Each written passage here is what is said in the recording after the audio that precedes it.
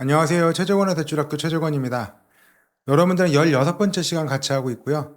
이번 시간은 여러분들이랑 같이 서류 쓰는 거 나머지도 해볼게요. 지난 시간에 신청서하고 약정서에 대해서 굉장히 좀 깊게 봤거든요. 근데 이번에는 약정서 말고 설정서에 관련해서 서류와 그리고 규정들 이렇게 말씀 좀 드려볼게요. 자, 맨 처음에 말씀드릴 겁니다. 제가 맨 처음 말씀드릴 거는 담보라고 하는 것부터 먼저 말씀을 드려야 될 것 같아요. 담보라는 건 정상적인 채무 변제가 어려운 경우, 연체가 됐을 경우에 처분해서 우선적으로 채무의 변제에 충당하는 것을 말한다. 문제가 됐을 때 최후의 보루라고 생각하는 거고요. 이 담보만 보고서는 우리가 판단할 건 아니죠. 담보도 보고 얘는 기본으로 갖고 있는 거고 만약에 무슨 일이 있을 때 최후에 도움이 되는 것이다 라고 보는 겁니다. 담보 지상주의는 조금 덜 하는 게 좋겠다 라는 얘기 먼저 드려보고 하겠습니다. 정규담보라고 먼저 볼게요. 정규담보는 여신업무법에서 정한 바에 따라서 담보를 취득하는 것을 말하며 여신업무법에서 별도로 얘기가 없다면 모두 다 정규담보를 얘기한다. 그래서 우리는 정규담보에서 정규자를 이렇게 가로쳐버리고 보통 담보라고 얘기하는 것들 모두 다 정규담보라고 하고요.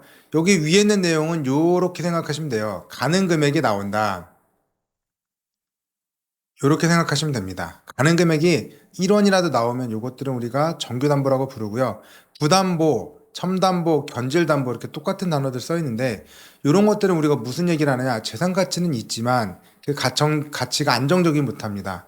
정규담보로는 취득하지 않지만 채권에서의 도움이 될 것으로 판단이 되어서 업무방법서에서 정한 담보취득 기준에도 불구하고 취득하는 담보다. 있으면 좋다. 보너스 같은 거다. 라고 생각하시면 되고요. 제일 유명한 게 지금 여기 있는 도로 지분입니다. 도로에 지분이 있어야지만 내 집에 갈 수 있잖아요. 그래가지고 요게 반드시 필요하고 실제로 전원주택에 계신 분들은 요 도로 지분에 대해서 매매를 합니다. 매매를 하고 경매에도 들어가 있고 그래요. 이런 것들이 우리가 부담보, 첨담보, 견질담보의 가장 대표격이다. 그거 말고도 이분이 여기 있는 담보물 일을 가지고 대출을 해요. 근데 이거 가지고 가능 금액이 나오긴 하지만 뭐 어떤 이유인지 몰라도 담보대출 가능 금액이 안 나오는 담보 2번을 준답니다. 봤더니 우리 규정상으로는 안 돼요. 규정상으로는 안 되는 게 맞지만 LTV를 곱하고 이러다 보니까 규정상으로는 안 되는 게 맞지만 그냥 감정에서 선순위를 뺐더니 그랬더니 조금이라도 가능성은 있어. 가능성은 있다 이거죠.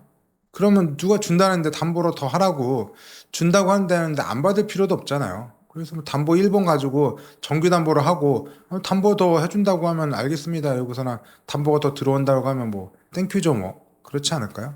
그냥 뭐 약간 보완적인 느낌으로 한다라고 하면 그럴 수도 있다.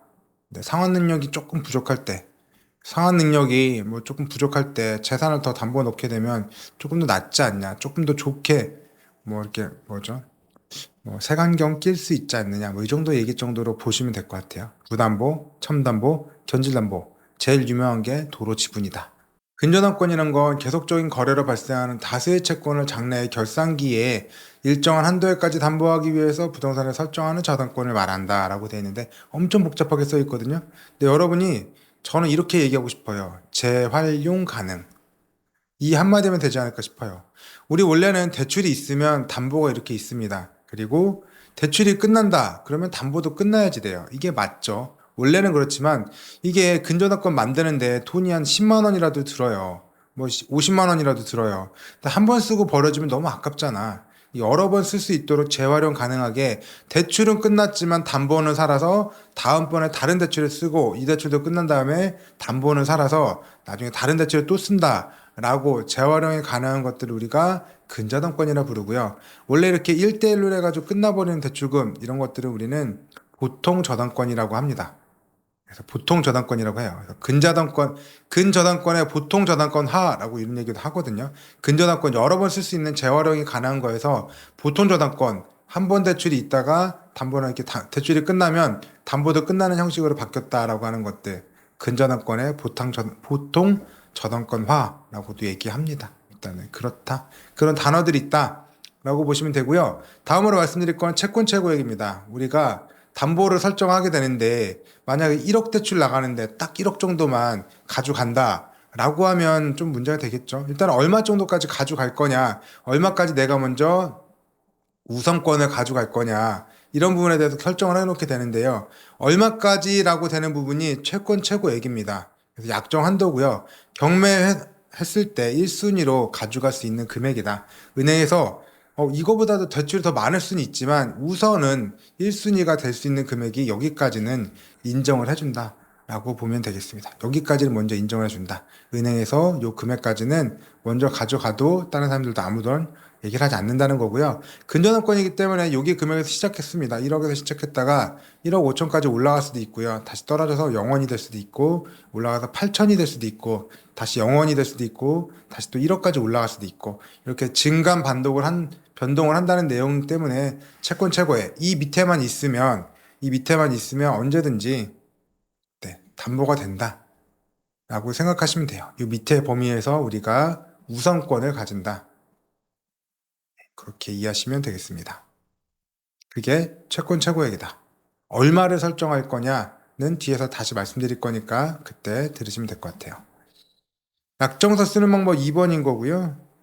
담보 관련 약정서 쓰는 방법 똑같이 2022년도에 나왔습니다. 문서번호 보고 하시면 되고 근저당권 관련 계약서 작성 방법 알림이었습니다. 이런 문서도 있더라고요, 참. 2024년도에 두 번째 약정서 쓰는 방법이고요. 담보 관련 약정서 쓰는 방법 2022년도에 문서가 있으니까 이거 같이 보고 할 거고요. 근저당권 관련 계약서 작성 방법 알림이라고 해서 2014년도에도 문서가 있었거든요. 담보 제공자가 작성하는 거고요. 근저당권 계약서는 담보 제공자, 담보권을 설정하는 거기 때문에 담보를 제공하시는 담보 제공자, 소유자가 작성을 한다는 거고 서류가 여러 개 있으면 그 사이사이 앞면 뒷면에 도장을 빵 찍는 간인도 하라는 내용이 적혀져 있습니다.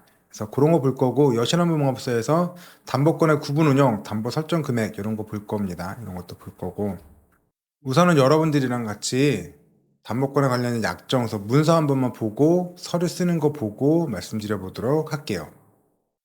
문서 한번 봐보겠습니다. 담보 관련 약정서 쓰는 방법이고요. 2022년도 12월에 나왔던 그 문서 보고 있습니다.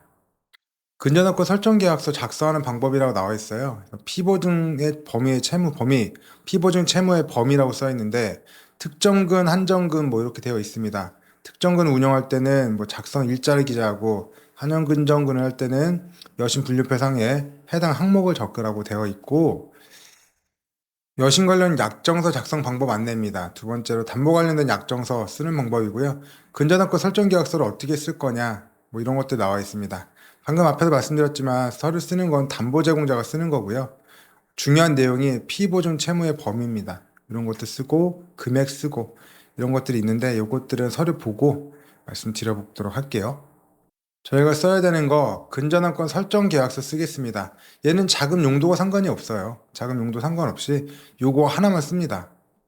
그래서 부동산의 근저당권 담보 잡을 때 근저당권 설정자 즉 소유자에게 서류를 받으면 되고요. 근저당권 설정자가 담보 제공자, 다른 말로 소유자라고 써져 있습니다. 맨 처음에 근저당권 설정 계약이 있어 여기다 쓰면 되고요. 채권자 겸 근저당권자는 조합이잖아요. 우리 조합, 각 여러분에 속한 조합 적으시면 되고 채무자하고 근저당권자가 같을 수도 있고 다를 수도 있는데 지금은 일단 다른 거 기준으로 말씀을 먼저 드릴게요. 채무자 김미자님에서 도장을 찍으셔도 되고 인감 찍으셔도 되고 주소 쓰고 근저당권 설정자 소유자입니다. 소유자 여기다 내가 누구다 라고 표시를 하고요. 이 밑에 것들은 모두 다 근저당권 설정자 이분이 쓰시는 겁니다. 위 당사자 사이에 아래와 같이 담보 설정 계약을 합니다 라고 되어 있고 맨 처음에 나오는 것들이 담보되는 채무의 범위입니다. 이 근저당권이 어디까지 담보를 해줄 거냐 라는 게 제일 처음 나오고요. 방법은 세 가지 방법이 있습니다. 세 가지. 담보를 하는 범위가 세 가지 방법 중에 있고요. 첫 번째 방법은 특정 근담보입니다. 특정근. 두 번째 방법은 한정 근담보고요. 세 번째 방법은 포괄 근담보인데 포괄 근담보는 이제는 쓰지는 않아요. 포괄은 아예 안 쓰기 때문에 넘기고 특정이냐 한정이냐 이거 두 개를 먼저 알으셔야 됩니다. 특정은 채무자가 채권자에 대하여 다음의 약정서에 의한 거래로 말미암아 현재 및 미래에 부담하는 모든 채무이고요.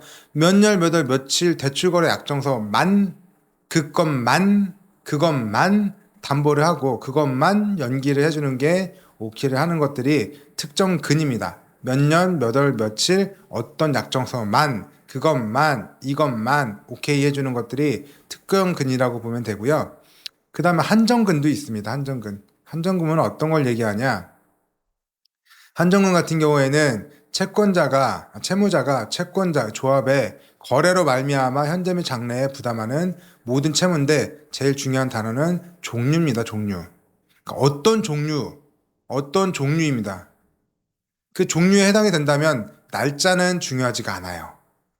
날짜는 중요하지 않고 종류만 중요한 겁니다. 여기 보면 슈퍼 모기지널을 써놨는데 제가 앞선 시간에 말씀을 드렸죠. 약정서는 중분류고 근저당권 설정계약서는 세분류, 소분류다라고 이렇게 얘기를 드렸습니다. 여기다가 상품을 적어주는 거예요. 이 상품에 관련된 거면 2002년도에 대출이든 2013년도에 대출이든 2014년도에 대출이든 모두 다 담보를 하겠다. 심지어 상품만 갖다면 이게 담보 대출인 건지 부동산 담보인 건지 신용을 담보로 했는지 그런 것들도 보지 않겠다. 모두 다 담보를 해주겠다. 라고 하는 것들이 한정 근담보입니다. 그래서 이게 슈퍼모기지로는 주택담보대출만 되는 특화 상품인데 일반적으로 쓰는 일반 대출이라고 있거든요.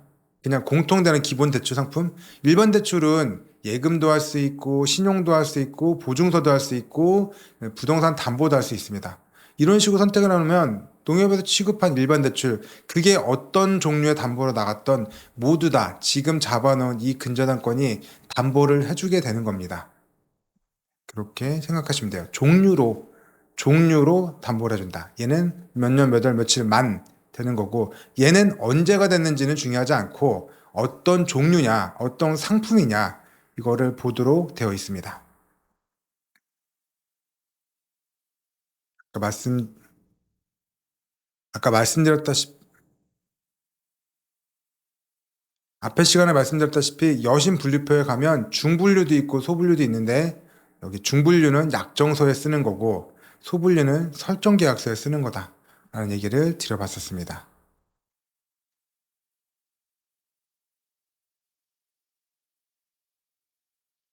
지금 예시에는 슈퍼 모기지라고 써놨는데 제가 예시 들어놓은 거 일반 대출 써놨잖아요. 여기에 있는 상품을 선택해서 요 상품을 선택이 된다면 요거는 언제를 불문하고 언제는 중요하지 않아요. 무조건 담보가 되는 겁니다.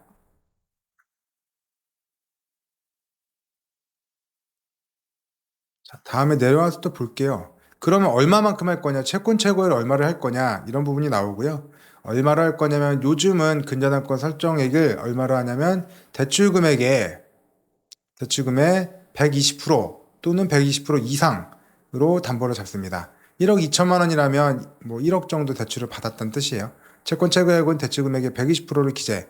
주거용은 120%고요. 기타 부동산은 120% 이상이기 때문에 그렇게 되어 있습니다. 그 정도 금액으로 하면 되고요. 나누기 1.2, 120% 이런 식으로 하면 원래 대출이 얼마구나라고 역산도 가능합니다. 근저당권은 결산기에 관련된 거고요. 채권자는 근저당권의 결산기를 정하는 다음에 세 가지 방법 중에 하나를 골라서 선택할 수 있습니다. 손님이랑 선택해서 하면 되고요. 보통은 장래 지정형으로 하라고 되어 있습니다. 왜 그러냐면 근저당권의 결산기가 뭐냐면 이렇게 뭐 널뛰기 하는 우리 채권 최고의 이 금액 범위 내에서는 다 담보가 된다고 했잖아요. 근데 이게 언제까지나 이렇게 갈 수는 없는 거 아닙니까? 어느 시점에선 끝내야 되는데 그 시점을 언제로 끝낼 거냐? 이 시점을 우리는 결산기라고 합니다. 결산기라고 보면 지정형은 이 날짜를 대출하는 담보 잡는 날짜에 결정을 한 거예요. 우리가 아까 2022년도에 근저당권 설정을 했다고 하는데 끝나는 시점은 2025년도 7월 달에 끝나는 걸로 결정을 미리 해놓는 겁니다. 그럼 이때까지만 되는 거고 그 이후로는 담보가 안 되는 거예요. 끝나버렸기 때문에 다른 것들을 담보할 수가 없습니다. 그게 지정형이고요. 자동확정형 정하지 않는 건 정하지는 않는데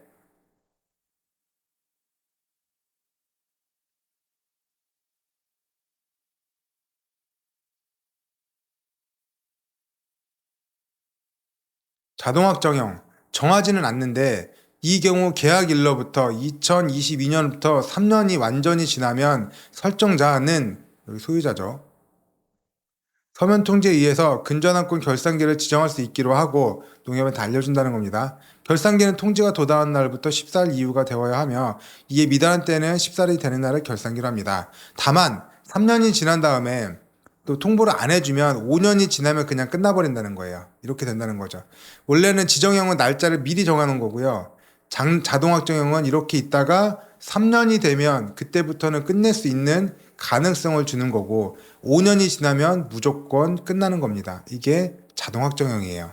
맨 마지막 방법은 장래 지정형입니다. 정하진 않는 거고요. 이 경우 계약일로부터 3년이 지나면 설정자는 서면 통지에 의해서 근저당권 결산기를 지정할 수 있는 것 똑같은데 그치만 그것만 있는 거예요.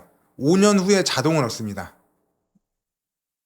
그래서 그런 건 없기 때문에 우리 입장에서는 장래 지정형 언제까지나 가다가 손님이 끝내자고 얘기를 하던가 또는 이게 경매에 들어가도 결산기가 되거든요. 경매에 들어가면 이제 더 이상은 왔다 갔다 하는 게 못하는 겁니다. 이제 끝내고 돈을 받아놔야 되는 시점이 되기 때문에 경매가 들어가면 보통 저당권화 됐다라고 얘기를 하는데 그렇게 되도록 만들어 놓는 거 장래 지정형. 그래서 우리는 장래 지정형만 위주로 된다라고 생각하시면 됩니다.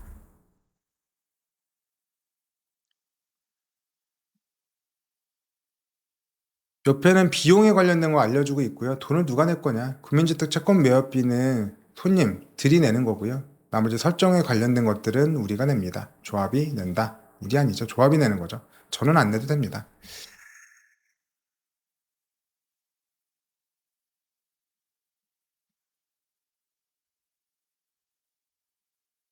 다음은 비용에 관련된 거 얘기하고 있고요. 국민주택 채권 매입비라고 해서 돈 내는 거 있는데 그런 것들은 채무자 또는 설정자가 납부하시는 거고 법원 설정에 관련된 것들은 조합이 부담한다고 되어 있습니다. 채권자가 한다고 되어 있어요. 말소에 관련된 것들은 손님들이 하시는 거고요. 특약이 있다면 특약을 받으시면 되고요. 우리 아까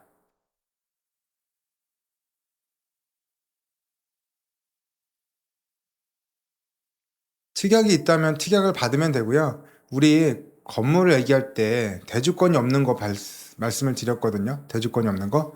저당권의 효력은 건물 외에 대지 사용권, 대주권에 미치는 것으로 한다 해서 동탄 2를 예시로 들어드렸던 적이 있습니다. 그런 거에 관련해서 대주권이 없는 아파트다 라고 하면 이런 것도 설정을 하게끔 되어 있다. 특약을 하도록 되어 있고 그 다음에 설정자는 다음의 사항을 읽고 본인의 의사를 사실로 근거해서 자필로 기재해 주십시오. 약관 받으셨습니까? 수령. 그 다음 중요 내용 설명 들으셨습니까? 들었음. 이것도 챙겨주셔야 되고 철회권이라고 있거든요. 이게 담보 제공 의사를 철회하는 게 있습니다. 그래서 할 수 있는데 철회를 한다라고 하고 밑에는 포기합니다라고 미리도 받아놓을 수 있다고 해요.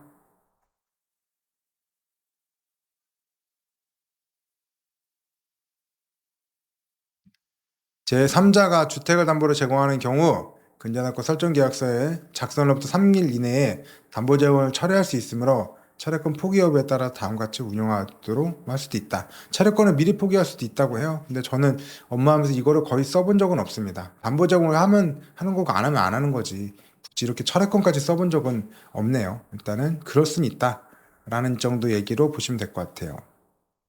뒤에 있는 근저당권 목록 물건은 여기는 법무사가 할 거고요. 법무사 사무장님이 하실 거고, 이 계약서에 따라 등기되었음을 확인하고 권리증을 나는 받았습니다. 라고 해서 등기 완료일 이후 작성인데 정확하게는 등기 끝난 다음에 손님이 가져간 날이겠죠. 손님이 가져간 날. 맞잖아요. 등기 권리증, 땅 문서를 가져왔다는 거니까. 땅 문서, 집 문서, 뭐 이런 것들을 가져갔다는 얘기니까 가져간 날을 여기다 뒤에다 적어 놓으시면 됩니다.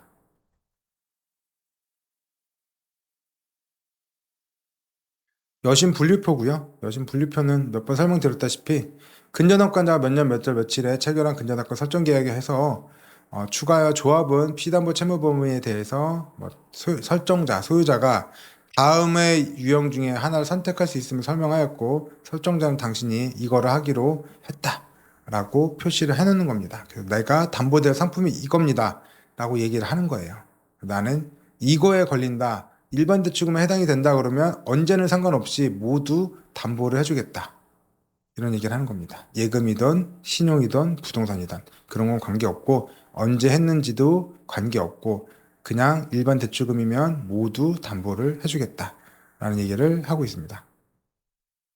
그래서 소분류가 있으면 소분류를 적고요. 얘네들은 소분류가 없잖아요. 자립, 종합 이런 것들은 소분류가 없기 때문에 그냥 중분류 여기를 적어주시면 돼요. 근저당권 설정계약서에 아까 슈퍼모기 준원 써 있는 거 거기 자리에다가 자립예탁금 대출, 종합통장 대출 이렇게 적으시면 된다는 얘기입니다.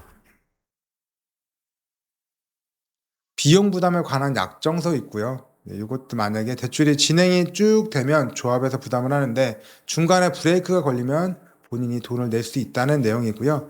본인은 귀농축협의 대출을 신청함에 있어 개인적으로 취소한다. 임대차 계약서상에 문제가 있어서 채권문제에서 문제가 있어서 안 된다.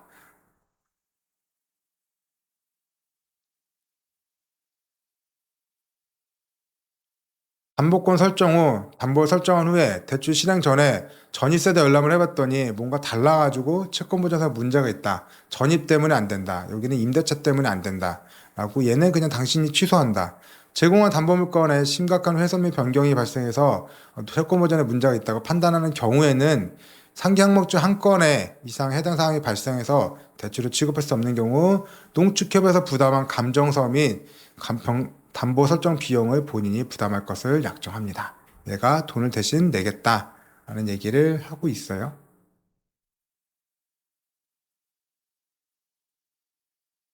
다음으로는 근질권 설정 계약서 볼 거고요. 보통은 우리 약정서에 씁니다. 약정서에 쓰고 예금담보대출할 때 쓰게 되는데 예금담보대출할 때는 약정서 쓰면 되고 아닌 경우가 가끔 있어요. 언제 하냐면 전세론 할 때 보는데 전세론 할 때는 또 전세론에서 양식을 줬기 때문에 어떻게 쓰라고 하는 게 있기 때문에 그거 보시면 되고 근저권 설정 계약서를 보통 약정서로 하긴 하는데 이게 두 칸밖에 없잖아요. 그래서 두 칸을 넘어갈 경우에는 요거를 쓰는 경우가 있다더라. 또는 보험 관련해서 할 때도 있다면 뭐 하길 수도 있겠죠. 여기서 보험증권에도 관련이 있기 때문에 보통은 예금 관련해서 밖에 쓸 일이 없다. 내용 한 번씩만 봐볼게요. 그다음에 채권자는 당연히 농협이고요. 채무자, 근질권 설정자인데 여기다는 채무자가 되는 거고 근질권 설정자는 소유자입니다. 소유자. 보시면 됩니다.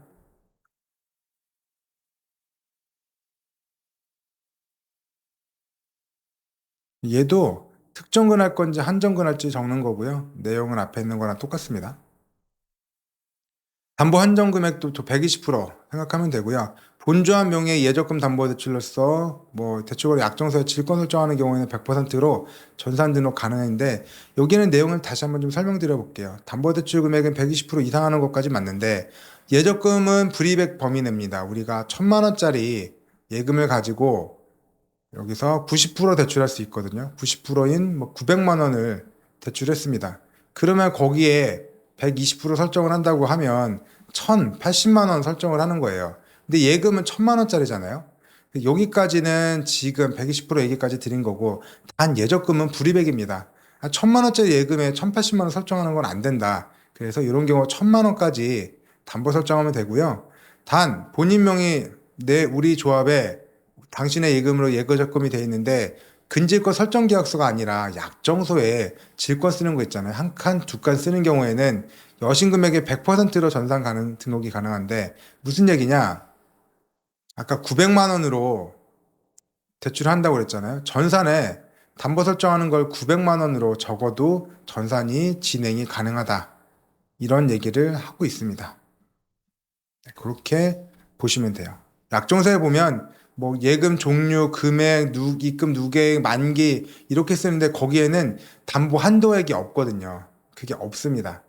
그래서 그냥 대출 금액으로 써도 무방하다. 그때는 보시면 되고 근저당권 결산기는 장래 지정형 제가 길게 설명드려 봤었고요. 특약사항이 있으면 특약사항 적으면 되고 질권의 목적인 예탁금이 있거든요. 그래서 보면 아까 음,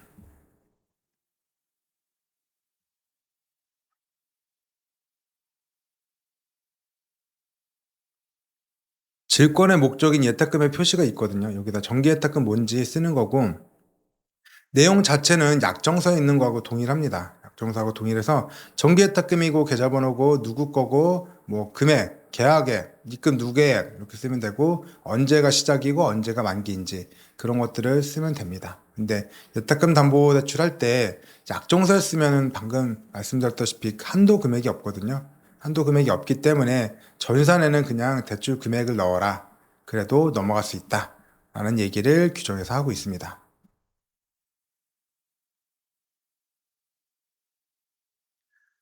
다음으로 질권의 목적인 목록, 목적물 목록인데요. 여기다 뭐라고 쓰냐면 안 써도 됩니다. 여기는 뭐라고 쓰냐면 전세 대출 할 때 여기는 적어요. 뭐 몇 년 몇 월 며칠 임대차고 보증금이 얼마고 뭐 누가 임대차 임차인이고 이런 것들 적는 게 있는데 요것들은 전세로는 샘플에 있습니다. 샘플 양식에서 알려주거든요. 어떻게 쓰라고. 그러니까 그거 보고 쓰시면 되고 일반적인 경우에는 쓸 일이 없다. 예금 담보할 때는 쓸 일이 없다. 조금 더 내려보면 네, 여기다가 약관과 계약서 사본을 수령하셨으니까 수령함. 위 약관과 계약서의 중요한 내용을 설명드렸습니까? 들었음. 이렇게 하시면 질권 설정도 되고 근저당권 설정 변경 계약서를 써야 될 일이 가끔 있습니다. 언제 바뀌냐면 우리가 이거를 언제 쓰냐 피담보 채무 범위에 변경을 할 때가 있어요. 뭐냐? 피담보 채무 범위, 담보되는 채무 범위가 뭐냐면 한정근담보라고 썼고요. 한정근담보를 쓰고 우리가 슈퍼모기지론이라고 썼는데 그때는 슈퍼모기지론은 나갔는데 나중에 상품을 바꿨다. 일반 대출금으로 바꿨다. 이렇게 될 수도 있는 거잖아요. 그럴 때 씁니다. 근저당권 설정 계약서에 칸이 두 칸 있어서 여기다 쓰고 여기다 써도 되지 않느냐라고 하는데 질의에는 근저당권 설정 변경 계약서 써가지고 이렇게 바꾸라고 되어 있습니다. 그래서 상품을 달리해서 재대출, 재약정, 대환 이런 거 할 때 그럴 때 쓰라고 하는 겁니다. 재대출은 상품을 달리 못하니까 안 되고 대환할 때는 이런 것들을 써야 된다고 하죠. 근저당권 결산기도 변동할 수 있는데 이거는 거의 없고 앞에 있는 이 내용을 보면 될 것 같습니다. 내용 한 번만 볼게요. 채무자가 누군지 쓰면 되고요. 이거 소유자 누군지 적으면 됩니다. 그래서 어떤 걸 바꿀 거냐 하면 피담보 채무의 범위를 바꿔도 되고 근저당권 결산기를 바꿔도 됩니다. 그러니까 피담보 채무의 변경, 그러니까 특정 근담보 이렇게 써두시면 되고 한정 근담보하고 주택담보 이렇게 써놓으시면 된다고 합니다. 어떤 거를 바꿀 건지. 그러니까 변경 후거든요. 한정 근담보하고 가로 열고 일반 대출금 이렇게 쓰시면 된다는 내용입니다. 여기다 변경 후니까 특정 근담보 원래는 2021년도 걸 담보했는데 2022년도 거 하나만 담보한다고 적어 놓으시면 된다는 내용이에요. 근저당권 결산기도 변경 후기 때문에 장래 지정형에서 지정형으로 바꿀 수도 있고 지정형에서 장래 지정형으로 바꿀 수 있다는 건데 이런 일은 거의 없겠죠. 앞에 있는 요것만 상품이 한정근담보에서 상품이 바뀌어질 수 있기 때문에 여기 부분 때문에 써놓는다. 보시면 되겠습니다. 이미 설정한 근저당권의 표시고요. 내가 바꾸려고 했던 거 원래 있던 것들 적어 놓으면 됩니다. 그래서 계약서 사본을 수령하셨으니까 수령하시면 되고 앞으로 조금만 넘어가 볼게요. 연대보증에 관련된 거고요. 금보증서라고 합니다. 연대보증에 관련된 거고 금보증, 보증도 근자 붙었기 때문에 여러 번 가능하다. 재활용이 가능하다. 그런 식으로 하시면 될 것 같고요. 근자 붙였고 굵은 선 네모칸에 표시된 부분은 보증인이 자필로 기재하시면 됩니다. 근저당권 근보증서 작성일자 쓰고 연대보증 나는 누구입니다 라고 쓰고 나는 채무자가 땡땡땡 농협에 대출을 받는데 연대보증을 합니다 라고 적혀져 있고요. 보증되는 내용입니다. 나는 어떻게 보증해 줄 거냐? 채무자는 배용이란 분이고 주소는 이렇게 된다고 합니다. 채무자에 대한 정보, 피보증 채무 범위, 특정 근 보증을 할 거냐, 한정 근 보증을 할 거냐 선택하는 건데요. 피보증 채무의 범위는 특정 근만 허용하고 있습니다. 한정 근은 없어요. 그래서 특정 근, 몇 날, 몇 월, 며칠 요것만 보증하도록 하고 있다라고 보시면 되겠습니다. 그 내용이 꼭 중요하다. 한정근으로 하는 거 아니다. 담보는 한정근 담보 맞아요. 근데 보증은 특정근 보증이 맞습니다. 그 내용 꼭 설명드려 볼게요. 근보증의 결산기고요. 장래 지정형으로 한다는 거고요. 협의해서 정하는데 가급적 장래 지정형으로 한다. 똑같다. 담보랑 똑같다.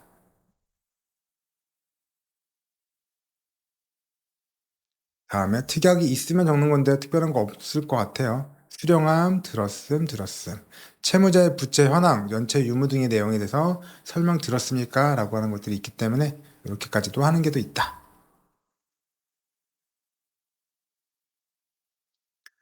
보증인이 꼭 알아두셔야 될 사항이고요. 여러분도 알아두셔야 되겠죠. 조합, 채권자에 대해서 채무자와 동일한 내용의 채무를 부담하는 행위입니다.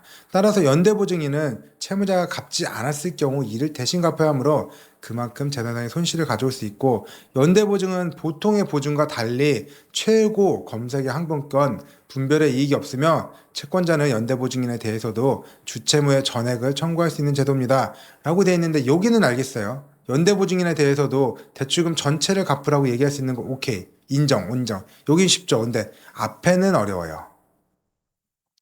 앞에는 뭐냐? 최고 검색 항변권이라고 그래서 최고는 독촉이라고 생각하시면 돼요. 독촉.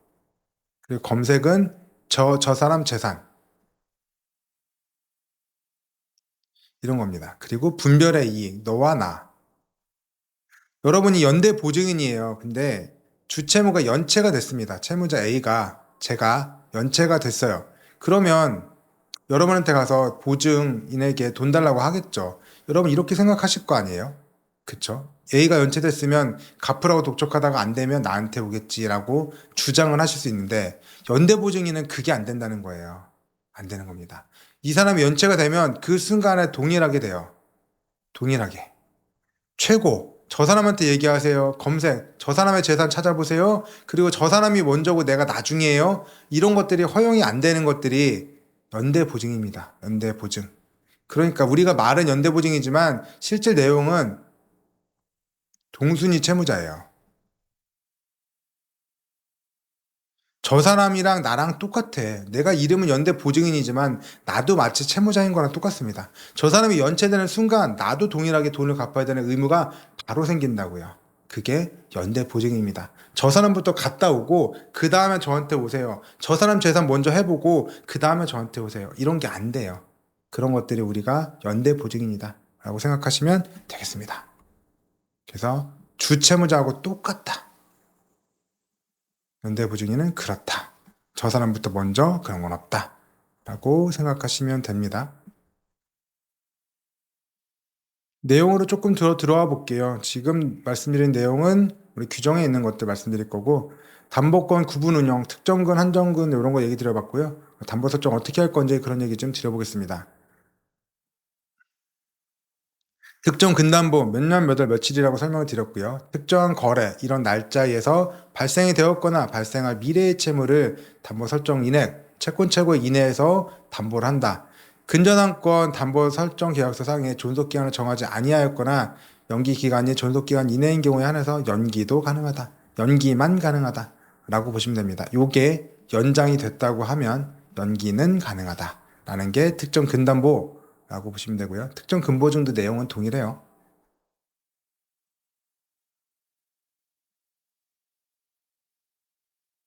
그 다음에는 한정근담보입니다. 특정한 종류라고 말했죠. 일반 대출, 슈퍼모기지론, 마이홈, 장기모기지론 이런 등에 의해서 발생이 됐거나 발생할 미래의 채무를 담보 설정 금액, 채권 최고 이내에서 1순위로 가져갈 수 있도록 허락해 주는 것들이 한정근담보다. 원칙적으로 존속기간 이내에서 연기도 되고 재대출도 되고 같은 종류의 대출로 대환도 가능합니다.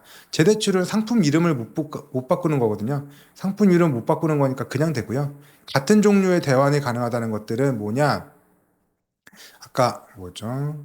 그 슈퍼모기지론 그런 상품으로 같은 종류의 상품으로 대환이 가능하다는 거고 근저당권 변경계약서 쓰면 그래서 쓰면 다른 상품으로도 바꿔서 되더라라고 되는 겁니다. 재대출과 대환은 조금 달라서 그래요. 재대출은 연속성이 인정이 되고 대환은 연속성이 없어요. 그래서 얘는 그래도 같은 거라고 생각이 되는데 얘는 완전히 분절되어 있는 거다. 하지만 한정근담으로 그런 거 필요 없고 다 된다. 다른 상품으로 바꿔치기 하는 거 다 된다. 근저당권의 존속 기간은 근저당권 설정계약서상의 지정형도, 자동 확정형도, 장래 지원도 설명해 드렸죠. 몇 날, 몇 월, 며칠 미리 정하는 거.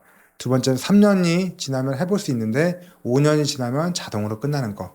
장래 지정형 같은 경우에는 3년이 지나면 해볼 수 있는데 5년 내에 대한 것들은 없는 것 중에서 담보 제공자와 협의해서 정하는데 가능한 장래 지정형으로 한다라고 되어 있습니다. 담보권은 설정 금액이고요. 어떻게 할 거냐? 부동산은 주거용은 120%만 하고요. 기타 부동산은 120% 이상으로 합니다. 기타 담보물은 120% 이상인데 예적금은 불이백이라고 말씀드렸죠. 우리가 1,000만 원짜리 예금 중에 900만 원 대출이 나간다고 여기에 120% 설정하면 1,080만 원이니 그렇게 하진 않는다. 여기서 1,000만 원까지만 한다라고 얘기를 하는 게 첫 번째 얘기고요. 다만 우리 조합 명의의 예적금 담보대출로서 약정서 대출거래 약정서에 질권 설정한다. 그 두 칸을 쓴다라고 하면 그냥 여신금액의 100%로 전산 등록하고 넘어간다. 120%도 아니고 불이백도 아니고 그냥 대출 금액으로 할 수 있다라고 되어 있습니다. 한정근 담보의 운영이고요. 한정근 담보로 담보권을 설정할 때는 피담보 채무 범위를 포괄적으로 증서 대출이면 아까니죠.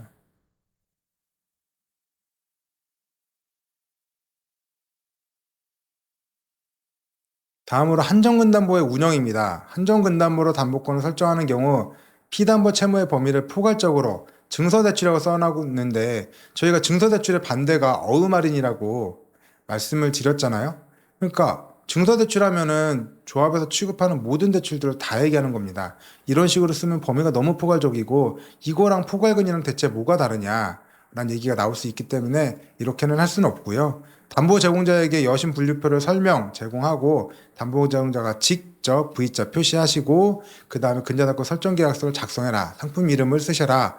라고 하고 소분류가 있으면 소분류로 쓰시고 없는 상품은 중분류로 작성하면 된다는 내용 설명드렸습니다. 금융감독원 감사 중 질의 드립니다.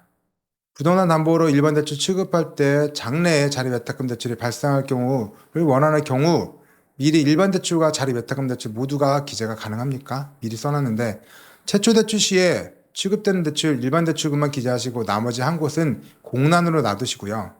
여신 분류표도 한 가지만 쓰면 되고요.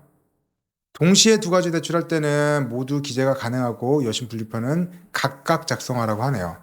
대출서류의 중요서류 즉 약정서, 설정계약서 등 중요 약정서에 대해서는 여신 업무방법사상의 정정방법에 따라 정정하셔야 됩니다라고 되어 있네요.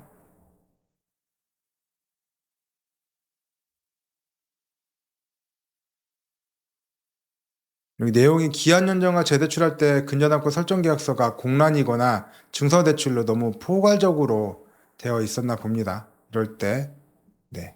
소분류를 작성하고 여신업무법사 상에 따라 다른 업무가 필수인지 했더니 고치는 것들은 안 되고 이런 식으로 고치는 건 안 되고 정정 방법에 따라 정정하라고 내용을 써놨습니다. 근저당권의 활용대에서 말씀드릴 거고요. 근저당권은 제가 재활용이 가능하다고 했잖아요. 재활용이 가능한 거기 때문에 신규 여십을 위하여 기존에 설정된 근저당권을 이용하는 것을 말한다. 재활용이 가능한 거고요. 원형도 있고 수병도 있고 유형도 있는데 원형은 다른 사무실, 우리 농협에 우리 조합에 타 사무소에 있는 사활정을 갖다 쓰는 것들을 원형, 수병은 현재 유효한 멀쩡한 근저당권을 다시 쓰는 것들을 수병, 이미 무효인 근저당권 등기인데 말소만 되지 않아 가지고 무효이지만 말소는 안 됐으니 일단은 형식적으로는 남이 보기에는 일단은 유효하다 이거죠. 그래서 그런 걸 다시 쓰는 것들은 유용이다. 그래서 요거 두 개는 한번 알아두시면 하고 대부분 다 비슷한데 차이 나는 게 조금 있다. 정도라고 설명드려 볼게요. 근저당권 여신업무방법서 2편 2장 1절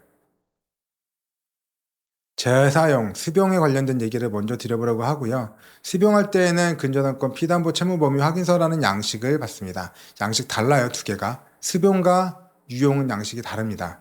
수병이 불가능한 근저당권의 종류는 다음과 같습니다. 사무소에서 대출금이 상환됨에 따라서 당신이 직접 말소한다는 경우 있거든요. 그렇게 해서 설정계약서를 내어줬다 하는 경우에는 안 됩니다. 이런 경우는 안 되고 멀쩡한 근저당권이 아니기 때문에 유용으로 재사용하는 게 돼요. 무효인 저당권이 됐습니다. 이럴 때 우리가 담보제공자에게 말소하세요라고 서류를 줬기 때문에 그 순간에 무효가 됐다고 보는 거예요. 이럴 때는 유용으로 다시 사용하시면 되고요. 대출 잔액이 전액 상환된 주 1년이 지나도록 새로운 대출 없이 그냥 보관만 하고 있는 경우에도 유용은 안 된답니다. 마찬가지로 수병은 안 된다고 하고요. 유용으로 하면 되겠네요. 사무소에서 저당권 실행을 위해서 임의 경매를 신청한 경우 얘는 유용도 안 됩니다. 이미 내가 당신은 안 되겠다 하고 재활용이 가능한 여러 번 사용할 수 있는 거에서 끝내버렸다라고 했기 때문에 안 되는 거고요. 신청한 경우에 안 되는 거고 제3자 또는 다른 후순위 근저당권가 임의 경매나 강제경매를 신청해서 매수인이 매각 대금을 완납했다라고 하는 것들은 이미 소유권 이전이 완료가 됐다는 겁니다. 이게 경매잖아요. 경매에서는 누가 낙찰을 받고 돈을 내는 순간, 비록 명의는 넘어가지 않았더라도 돈을 내는 순간에 실무적으로는 명의가 다 넘어갔다고 합니다. 법률적으로는. 그래서 돈을 내는 순간 소유권 이전이 끝나버렸다. 더 이상은 그 사람의 재산이 아니다. 라고 하는 거고, 확정 채무의 면책적 채무 인수라고 해서 원래는 근저당권이 이렇게 왔다 갔다 하는 거잖아요. 근데 채무 인수를 하려고 보니 난 이렇게 왔다 갔다 하는 게 싫어. 이렇게 왔다 갔다 하는 거 싫기 때문에 여기서 끊을래. 이 상태로 해서 나는 채무 인수를 받겠어. 이렇게 하는 것들이 있거든요. 그게 채무를 확정시켜서 확정 채무에 면책적 채무 인수, 면책. 나는 빠지고 새로운 사람만 들어가는 것들을 우리가 확정 채무의 면책적 채무 인수용이라고 하는데, 그러면 이미 이 시점에서 금액을 확정시켜 놓은 겁니다. 확정을 시켜 놓은 건데 픽스 시켰다고 하는 거잖아요. 멈췄기 때문에 그럴 때에는 수병이나 유용이 안 된다고 해요. 3자 담보 제공으로서 채무자가 사망한 경우, 이런 경우에도 안 된다고 하네요.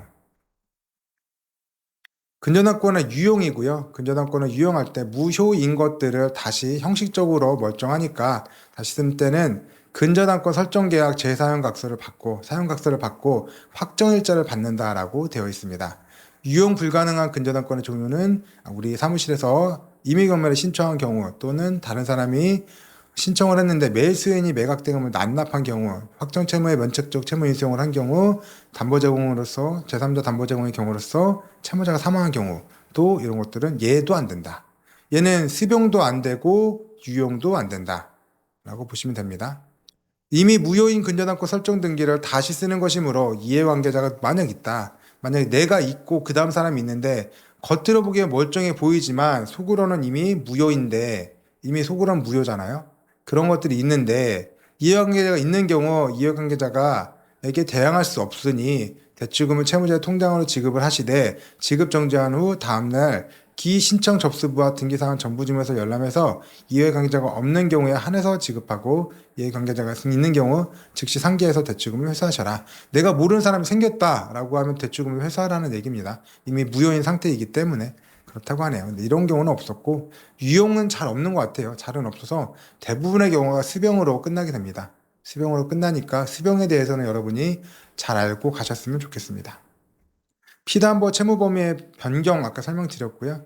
특정근을 한정근으로 변경하고 포괄근을는 쓰지 말라는 거니까 특정근이나 한정근으로 변경할 때 쓴다고 합니다. 한정근의 피담보 채무 범위, 상품을 일반 대출에서 일반 대출, 자립 대출로 변경하는 등 이렇게 할 때 변경 후의 것만 쓴다고 아까 말씀드렸잖아요. 그런 것들 얘기 드려보고 있습니다. 나머지 기타 약정서 쓰는 방법이나 이런 것들이 있는데 이런 것들은 여러분이 문서를 보고 하시면 크게 어려울 건 없을 것 같아요. 그래서 똑같이 2020년도에 있는 문서들이고요. 연기에 쓰는 거, 채무에서 하는 거 어떻게 쓰는 것들인지에 대해서 말씀드리고 있습니다. 연기 서류 뭐 이런 것도 있고요. 채무인수 서류 어떻게 쓰는 건지에 대해서도 알려드리고 있으니까 이런 것들은 여러분이 그때 필요한 순간에 참고해서 보시면 될 것 같고, 여신정보 공유방에도 보니까 좋은 내용들이 있더라고요. 그래서 게시번호 적어놨는데 약정서 작성 방법입니다. 농협은행 아니죠. 추가적으로 기타 서류 작성하는 방법 조금 더 가져왔고요. 여신정보 공유반에 6746번에 게시되어 있는데 약정서 작성 방법 5번인가 있습니다. 문서로는 시행을 안 한 것 같고 만들다가 마르셨나 봐요. 양도담보계약서 같은 거 쓰는 방법에 대해서도 적어주셨고요. 우리 본부에서 만들어준 거고, 여신정보 공유방에 제가 올려놨는데 농협은행은 업무방법서 상에 대출서를 쓰는 방법을 기재를 해놨더라고요. 그 정보를 가져와서 저도 올려놔 드렸습니다. 여러분이 이런 것들까지 같이 참고해서 보면 좋지 않을까 생각합니다. 여기까지 해서 여러분한테 서류 작성하는 것들 중요한 거에 대해서 설명을 드렸습니다. 신청서, 신분증, 그리고 약정서, 설정계약서, 이런 거에 대해서 설명을 좀 드려봤고요. 이것들이 가장 중요하고 그 중에서도 우리 약정서하고 섭정서만큼은 굉장히 더 중요합니다. 이런 것들 여러분이 꼭 알고 가셨으면 좋겠다 라고 말씀 좀 드려보겠습니다. 꼭 알고 가셨으면 좋겠고, 네, 이렇게 해서 서류 쓰는 방법도 2시간에 걸쳐서 설명을 좀 드려봤습니다. 나머지 것들은 여신한문 방법서에서 서류 쓰는 방법이 있으니까 그런 거 좀 참고해서 보시면 될 것 같고, 특별한 거는 없을 것 같아요. 이 정도 하고 혹시나 궁금한 거 있으면 또 개인적으로 연락 주시면 말씀드려 보겠습니다. 긴 시간 동안 들으시느라 고생 많으셨고 다음 영상에서 다시 또 뵙겠습니다. 감사합니다.